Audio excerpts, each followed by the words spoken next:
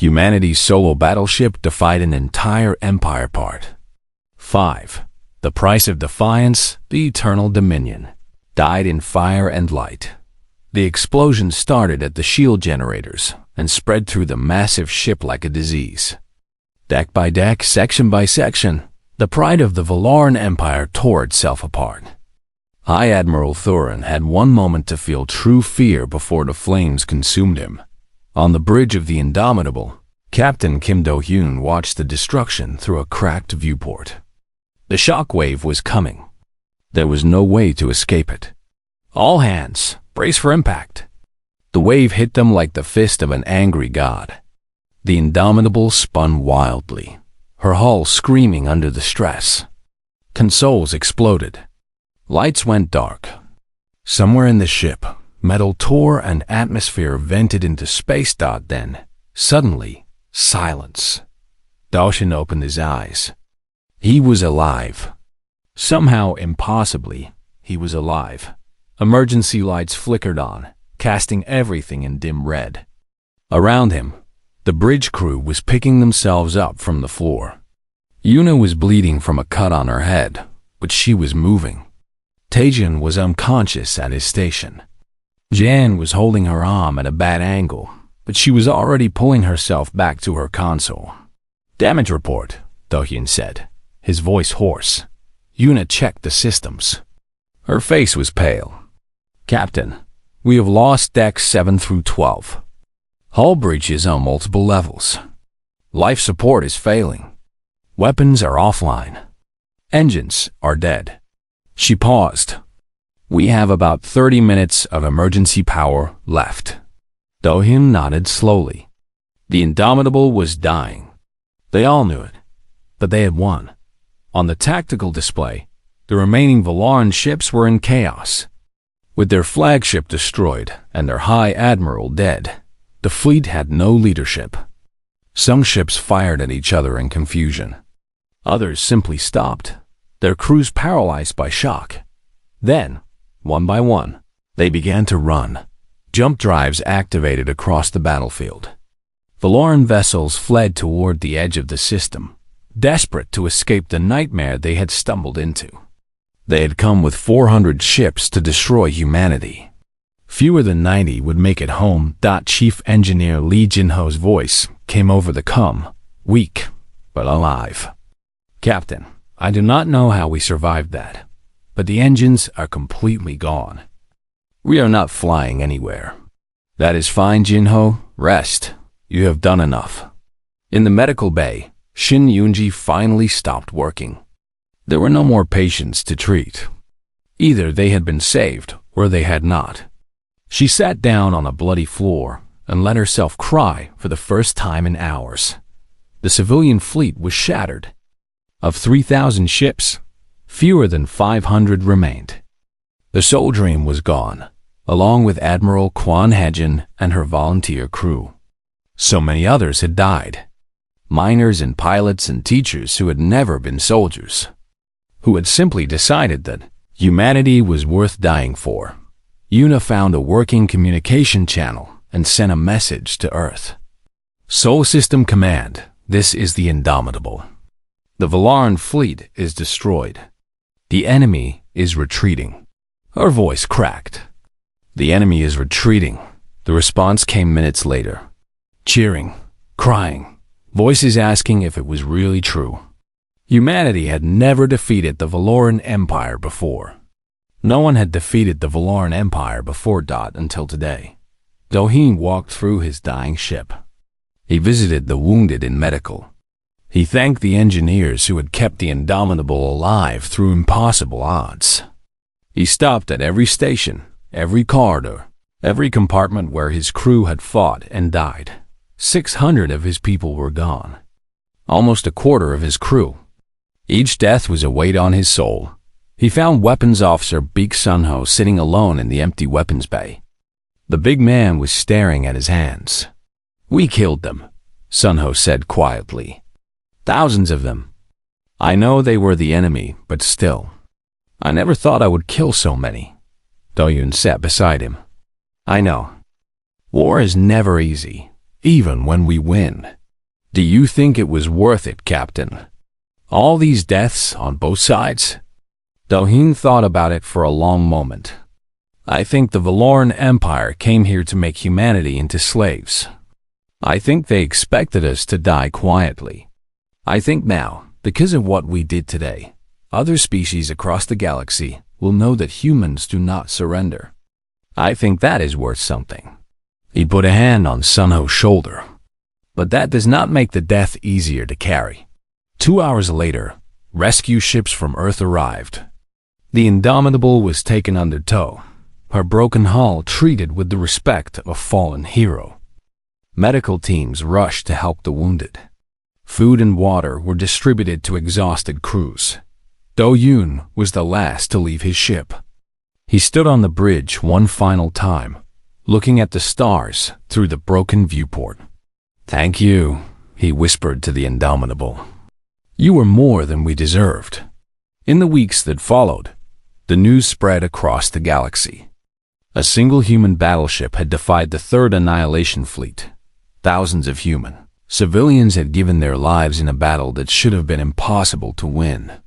The Valoran Empire had suffered its first real defeat in 2 centuries.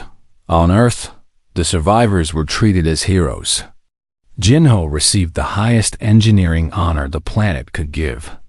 Myre was promoted and asked to write the tactical doctrine for a new human fleet.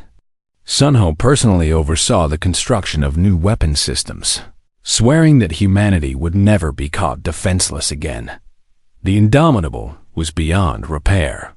Her hull was too damaged, her systems too broken.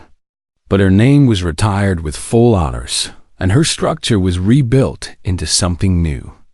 A bigger ship. A stronger ship. On her hull, workers painted a new name, Defiant.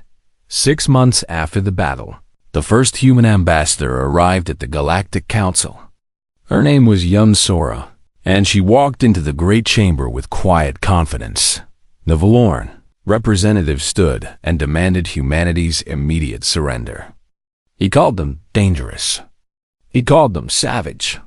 He demanded justice for the ships they had destroyed. Sora did not argue. She simply played the battle recordings that the council watched in silence. They saw the lone battleship fighting against impossible odds. They saw the civilian fleet arriving to save their people. They saw the destruction of the Valoran flagship and the retreat of the mighty Third Annihilation Fleet. When the recording ended, Sora spoke. The Valoran Empire sent 400 warships to destroy us. 90 came home. We are not here to surrender. We are here to discuss terms. The chamber was silent. Other species, long oppressed by Valoran rule, exchanged glances. If humans could do this, what else might be possible? What might happen if others stood up as well? On Valora Prime, the Emperor received daily reports about the rising unrest in his territory. Colonies that had been peaceful for centuries were suddenly asking questions. Military officers were requesting retirement. Ships were being held in port for maintenance that never seemed to end. For the first time in his long life, the Emperor felt something he had almost forgotten existed. Fear. And in Earth's orbit, the Defiant took shape. Her crew was already being selected. Captain Kim Do-hyun would command her on her first voyage. Commander Park Yuna would be at his side, as always. When reporters asked Do-hyun what came next, he smiled. The Valoran Empire thought we were alone. They thought they could destroy us because no one would help. They were right that no one helped. But they were wrong about us being alone. He looked up at the stars. Humanity has never been alone. We have each other. And now the galaxy knows it. The war was not over. The Empire would return with more ships, more weapons, more determination. But something had changed. The myth of Valoran invincibility was broken. The legend of human defiance had begun. And somewhere in the depths of space, other species started to whisper a new word. Hope. The end.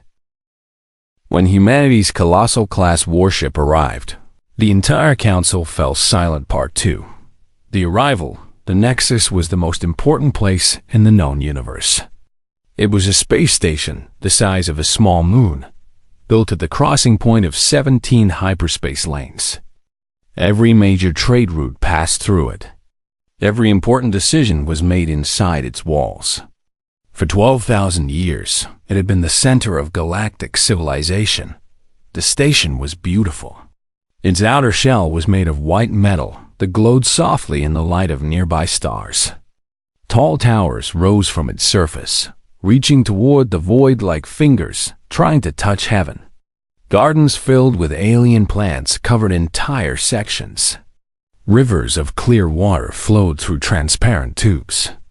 It was a monument to peace and cooperation. It had never known war. Its shields were old and weak, meant only to stop small meteors. Its weapons had been removed centuries ago as a symbol of trust between species. The Council believed that war was something that happened to others, in distant places, to lesser beings. War would never come to the Nexus. They were wrong. When the Eternal Dawn emerged from hyperspace, every alarm on the station screamed at once. Sensors overloaded trying to process what they were seeing. Officers stared at their screens with wide eyes and open mouths. Some of them thought their equipment was broken. It had to be broken, because what they were seeing was impossible. The human ship was 17 kilometers long. It was bigger than some moons. Its black hull absorbed the light from nearby stars, making it look like a moving shadow, a piece of darkness that had learned to fly. Along its spine ran a weapon that the Council scientists could not understand. It was a directed singularity cannon, capable of creating small black holes and firing them at targets. One shot could destroy a planet. One shot could kill a star. But the ship was not the only thing that made the Council members go silent. Behind the Eternal Dawn, space rippled again. And again. And again. 200 more ships emerged from hyperspace and took position around the human flagship. There were destroyers with sharp angles and fast engines. There were carriers filled with thousands of fighter craft. There were battlecruisers covered with so many guns that their hulls looked like the skin of a metal beast. The Council had believed that humanity was a primitive species, barely capable of traveling between stars. Their intelligence reports said that humans had only a handful of ships, old and slow and poorly armed. Their intelligence reports said that humans were struggling to survive. Their intelligence reports were completely wrong. In the Council chamber, 17 ambassadors sat in their seats and stared at the holographic display. None of them spoke. None of them moved. They had never felt fear like this before. They had never imagined that such a fleet could exist. Ambassador Dohan of the Valari was the first to find his voice. His crystalline body flickered with colors that showed his distress. "This is not possible," he said. "Our spies watched them. Our analysts studied them. They should not have this technology. They should not have these ships. How did they build this without us knowing?" No one answered him. No one had an answer. The doors of the chamber opened and a human walked in. Captain Mireille was 34 years old. She wore the black uniform of Earth's United Fleet, pressed and perfect. Her hair was pulled back in a tight knot. Her face showed no emotion. She walked to the center of the chamber and stood there, looking at the 17 most powerful beings in the galaxy as if they were children who had been caught doing something wrong. "Representatives of the Galactic Council," she said. Her voice was calm and clear. "I am Captain Mireille of the United Earth Fleet. I am here as humanity's diplomatic envoy." Ambassador Dohan leaned forward. "Captain, we demand an explanation. How did your species acquire such military power? This fleet represents a threat to galactic security. You must explain yourselves." Mireille did not blink. "We must explain ourselves? That is interesting. For 40 years, we asked to join this council. For 40 years, you told us no. You called us children. You called us dangerous. You called us unworthy. Not once did you explain yourselves to us. The chamber went quiet again. But that is not why I am here, Myray continued. I am here because you sent us a message. You said the horror swarm is coming. You said you need our help. Is this true? The Maketh ambassador moved for the first time. This species never spoke, communicating only through gestures and movements.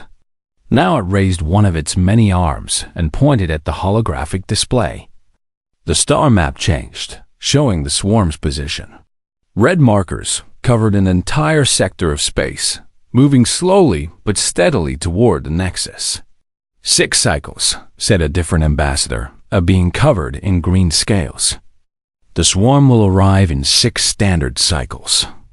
Our remaining fleets have tried to slow them down, but we have failed. They adapt to everything we use against them. They learn. They evolve.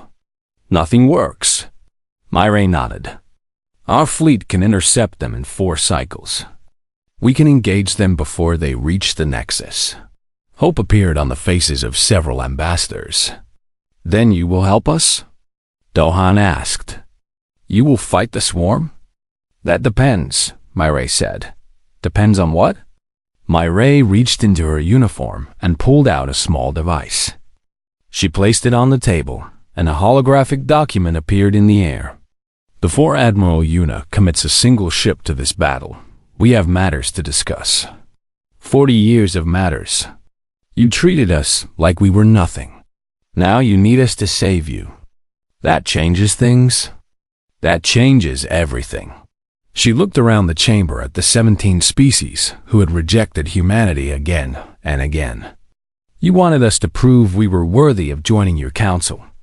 Now it is time for you to prove that your council is worthy of being saved. Outside the station, the eternal dawn hung in space like a silent guardian. Its weapons were powered down, but everyone knew they could come online in seconds.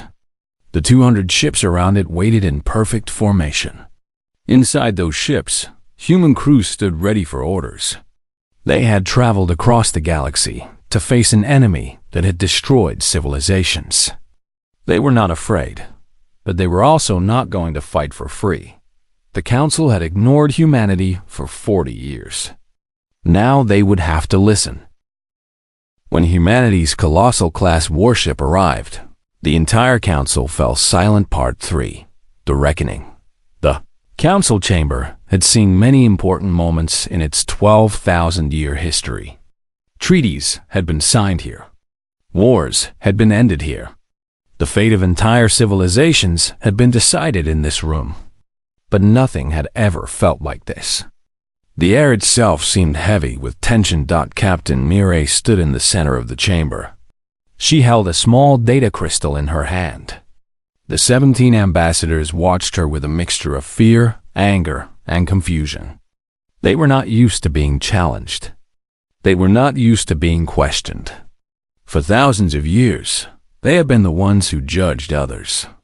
Now a human was standing before them, and they could see in her eyes that she was about to judge them. 40 years ago, Myray began. Humanity sent its first diplomatic mission to this council. We came with open hands and hopeful hearts. We wanted to join the galactic community. We wanted to share our knowledge and learn from yours. We believed that the universe was a place of cooperation and friendship. She paused.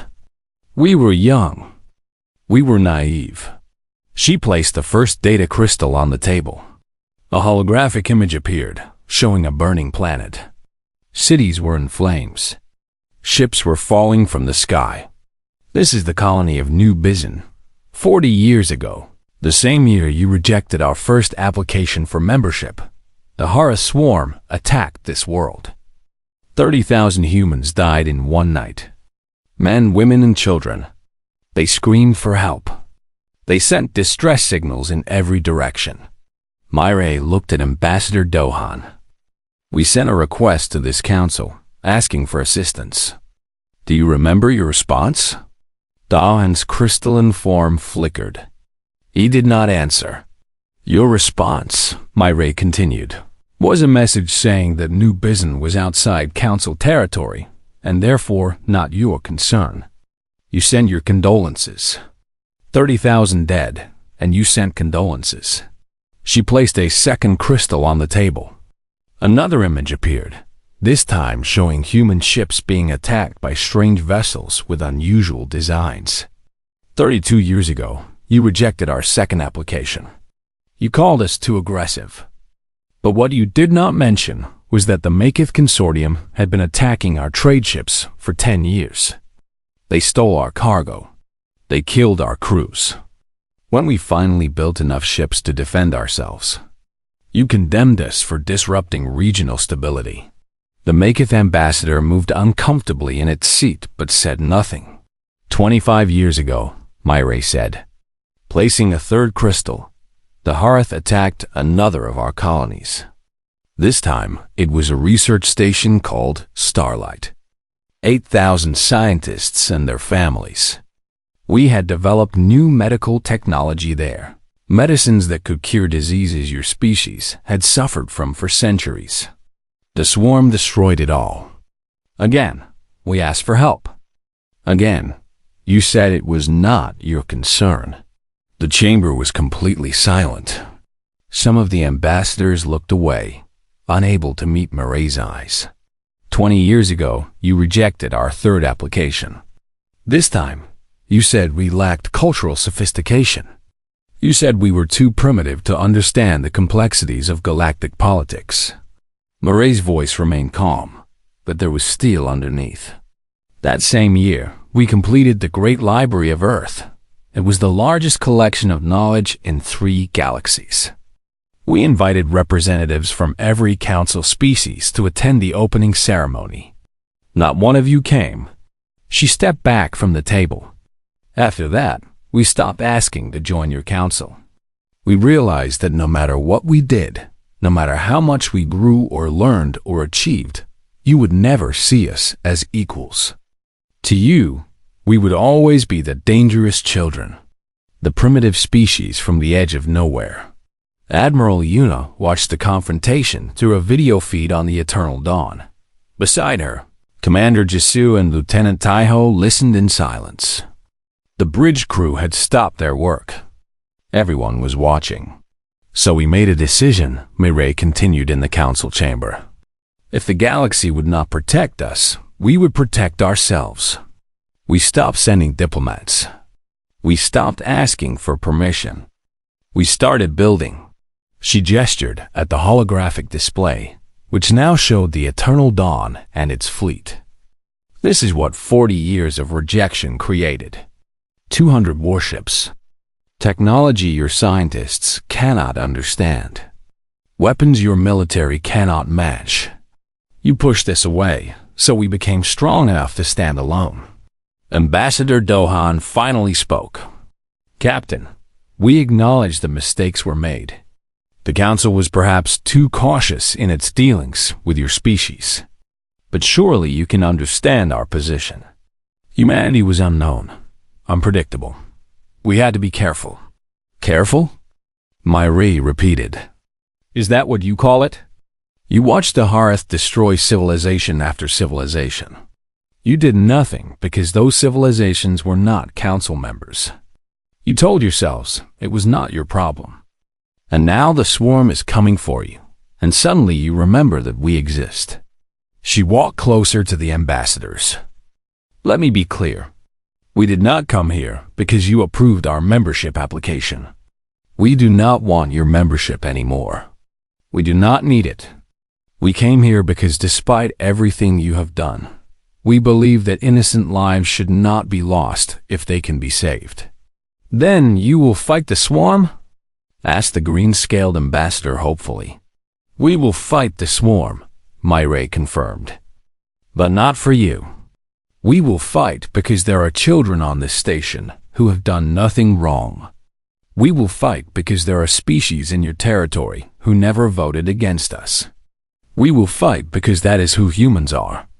We protect people. even people who do not deserve it.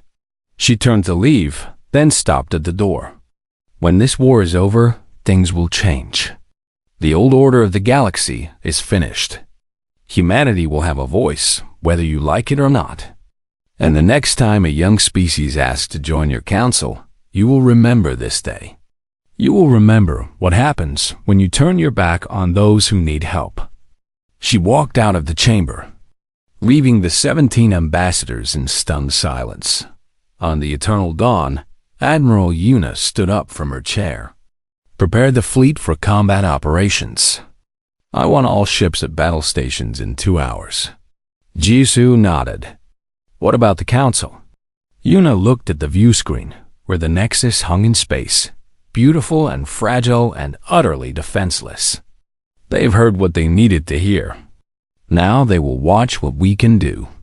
And maybe, if they are wise, they will learn something. The fleet began to move, 200 ships arranging themselves into combat formation. The eternal dawn took point, its massive hull blocking the stars. The swarm was coming, and humanity was ready. When humanity's Colossal-Class Warship arrived, the entire council fell silent. Part 4. The Battle of Nexus the Hearth. Swarm appeared on the edge of the Nexus system like a dark cloud spreading across the stars. There were billions of them.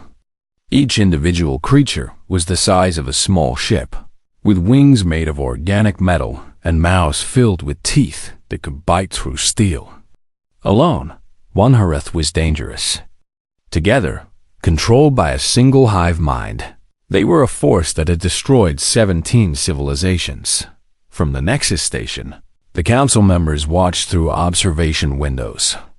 They had evacuated to deep bunkers, but some of them could not look away. They needed to see what was about to happen. They needed to know if humanity's fleet was as powerful as it appeared. Admiral Yuna stood on the bridge of the Eternal Dawn. The main view screen showed the approaching swarm. It looked like a living wave, constantly moving and changing shape. The creatures communicated through some kind of telepathy, sharing information instantly across billions of minds. When one Hearth learned something, they all learned it. When one found a weakness in an enemy, they all knew how to exploit it. This was why the swarm had never been defeated. They adapted faster than any enemy could change tactics. They evolved in the middle of battle.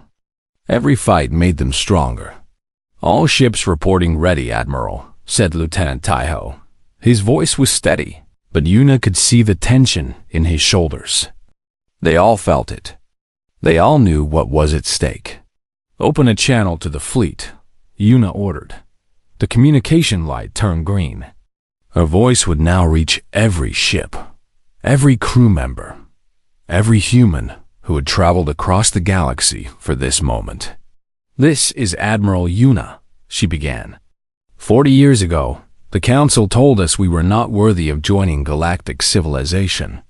They called us aggressive, primitive, dangerous. For 40 years, we proved them right.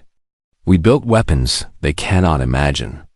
We created technology they cannot understand. We became the most dangerous species in the galaxy. She paused, looking at the faces of her crew. Young men and women who had trained their whole lives for this fight. They believed in something. They believed in protecting others. But being dangerous is not why we are here today. We are not here to prove anything to the Council. We are not here for revenge or glory. We are here because somewhere on that station behind us, there are children who are afraid. There are families who have done nothing wrong. There are people who need protection, and we are the only ones who can give it to them. She sat forward in her chair. The swarm has never faced an enemy like us. They think they know how to win. They think they can learn our tactics and adapt. But they have never fought humans before. They do not know that we never give up. They do not know that we fight hardest when we are protecting others. Today, we teach them. Her voice hardened. All ships, engage. The battle began. 200 human ships surged forward to meet billions of swarm creatures. The first wave of Hurath crashed against human shields like water against rocks. Energy weapons lit up the darkness of space. Missiles flew in every direction. Fighter craft launched from carriers and dove into the massive enemies. Lieutenant Taiha coordinated the fighter squadrons from his console. Eagle Squadron, break left. Wolf Squadron, cover their flank. Do not fly in patterns. Do not repeat any maneuver twice. Keep them guessing. This was the key to fighting the swarm. They learned patterns. They predicted movements. So humanity had trained its pilots to be unpredictable. Every fighter moved differently. Every attack came from an unexpected angle. The swarm's hive mind struggled to process the chaos.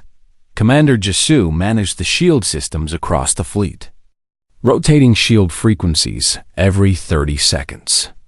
All ships, match my timing. Do not let them lock onto our harmonics.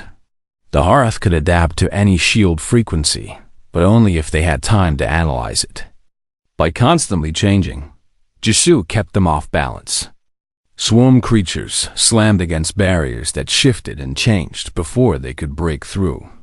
Captain Daesung commanded the destroyer Indomitable from the front lines. His ship was smaller and faster than the battle cruisers, designed for quick strikes and rapid retreats. He saw an opening in the swarm formation, a gap where their coordination seemed weaker. All weapons, focus fire on that gap, he ordered. We need to break their line. The Indomitable dove into the mass of enemies, guns blazing. Harath creatures exploded around them. For a moment, it looked like they would be overwhelmed. Thousands of organisms swarmed toward the small ship from every direction. Then the Eternal Dawn fired. The main guns of the flagship sent beams of focused energy cutting through the swarm. Thousands of creatures died in an instant. The pressure on the Indomitable eased. Daesung pulled his ship back, damaged but alive. Thank you, Admiral, he said over the communication channel. Do not thank me yet, Yuna replied. This fight is far from over. She was right. The swarm was adapting. They had analyzed human weapon frequencies and were developing resistance. They had studied human flight patterns and were starting to predict movements. They were getting stronger with every passing minute. The battle raged for 16 hours. Human ships fell. The destroyer Braveheart was overwhelmed and destroyed. The cruiser Morning Star lost its engines and had to be evacuated. Hundreds of fighter pilots gave their lives to hold the line. But the fleet did not break. They did not retreat. They kept fighting. Admiral Yuna watched the tactical display. The swarm was concentrating now, billions of creatures merging together into one massive organism. It was their final attack, a living weapon aimed directly at the Nexus. Human ships could not stop something that size. It would break through their lines and destroy the station. Admiral, Jisu said quietly, our weapons cannot penetrate that formation. It is too dense, too large. Yuna nodded. She had known this moment would come. She had hoped it would not, but she had prepared for it anyway. Charge the singularity cannon, she said. The bridge went silent. Everyone knew what that weapon could do. Everyone knew the risk. Admiral, Taiho said carefully, at this range, the gravitational effects could damage our own ships. The Nexus itself might be affected. I know. Yuna's voice was calm. Order all ships to pull back to minimum safe distance. We end this now. The fleet retreated while the Eternal Dawn moved forward alone. The massive ship positioned itself between the swarm and the Nexus. Along its spine, the singularity cannon began to glow with terrible energy. Yuna stood up from her chair. This is for New Bizon, she said quietly. This is for Starlight. This is for every life they took while the galaxy did nothing. She gave the order. The cannon fired. For one moment, a new star was born in the Nexus system. A point of absolute destruction appeared in the center of the swarm's formation. It pulled everything toward it with impossible force. Billions of creatures were crushed into nothing. The massive organism that had been about to destroy the Nexus was torn apart in seconds. Then the artificial star collapsed and disappeared. The surviving swarm creatures drifted aimlessly. Their hive mind was broken. Their connection to each other was gone. They were no longer a threat. They were just animals now, confused and lost and dying. On the bridge of the eternal dawn, alarms screamed warnings about hull stress and system damage. But the ship held together. The crew was alive. Admiral Yuna looked at the view screen. The battle was over. They had won. "Send a message to the Council," she said. "Tell them the swarm has been defeated. Tell them humanity sends its regards." Behind her, the crew began to cheer. When humanity's Colossal-Class Warship arrived, the entire Council fell silent. Part 5. A New Order 3. Weeks passed after the Battle of Nexus. The galaxy slowly began to understand what had happened. News spread from system to system, from species to species. The Horror Swarm, the enemy that had terrorized the galaxy for 50 years, was destroyed. The impossible had happened, and it was the humans who had done it. The council chamber was different now. The old seating arrangement, which had placed the 17 elder species on raised platforms looking down at visitors, had been removed. In its place was a round table with equal chairs for everyone. This had been Admiral Yuna's only demand when the council asked what humanity wanted in return for saving them. "Equal seating," she had said. "No one looks down on anyone else. That is where we start." The council had agreed immediately. After what they had witnessed, they would have agreed to almost anything. Captain Myrie sat at the round table, representing humanity. Beside her sat advisors from Earth, military officers and diplomats who'd spent years preparing for this moment.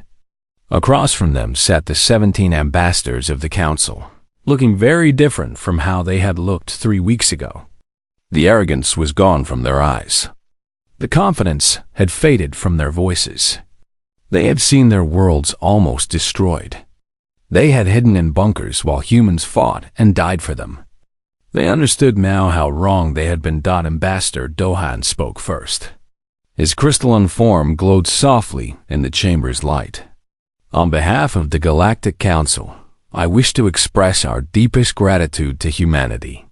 You saved us when you had every reason to let us fall. You fought for us when we had given you nothing but rejection and scorn. We were wrong about your species. We were terribly, unforgivably wrong." Myrie nodded. She did not smile. "We accept your thanks, Ambassador. But gratitude is not why we are here today." She placed a data device on the table. A holographic document appeared in the air above it, filled with text that all the ambassadors could read. "This is humanity's proposal for restructuring the Galactic Council. We are not asking for membership anymore. That time has passed. We are proposing a complete change in how this galaxy is governed." The ambassadors leaned forward to read the document. Their expressions changed as they understood what they were seeing. "First," Myrie continued, "equal representation for all species. Not just the elder species. Not just the powerful species. Every civilization in the galaxy gets a voice. No one is too young or too primitive to be heard. Second, mandatory mutual defense. When any member species is attacked, all member species respond. No more regional concerns.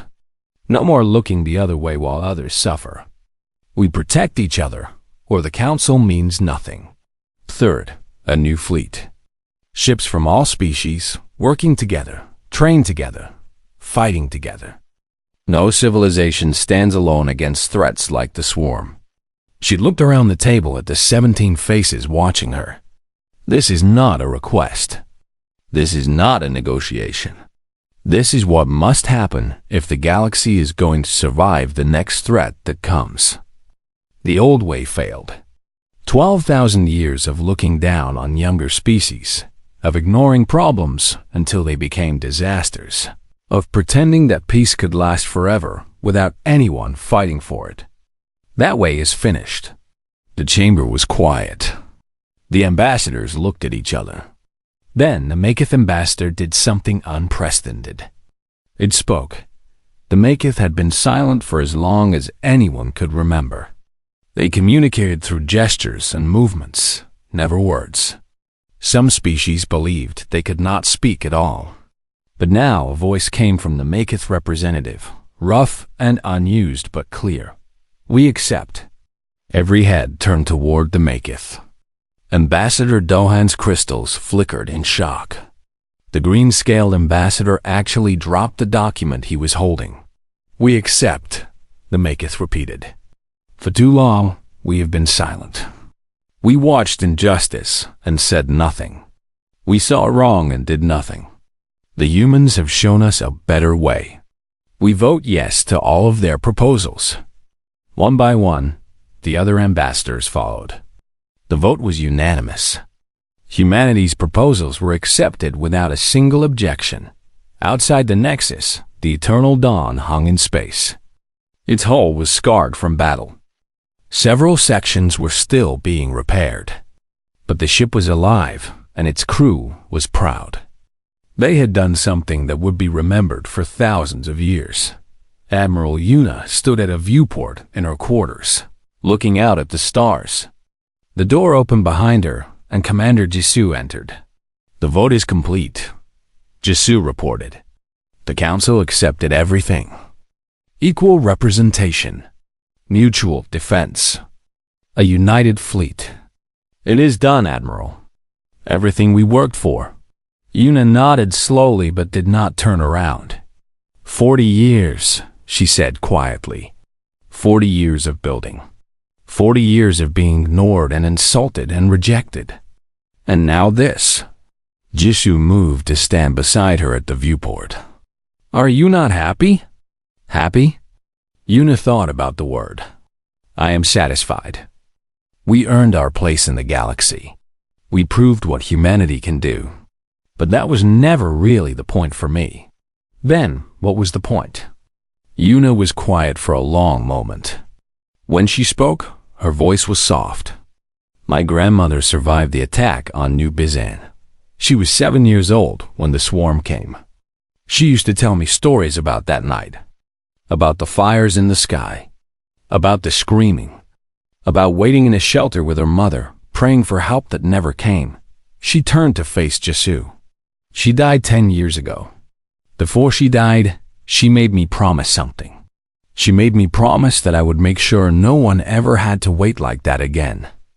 No child hiding in a shelter. No family praying for rescue. If someone needs help, someone should be there to give it. Jisoo understood. That is why you saved the Council. Even after everything they did. That is why I saved everyone I could, Yuna corrected. The Council made mistakes. They were arrogant and cruel. But there were innocent people on the Nexus. Children. Families. They did not deserve to die because their leaders were fools.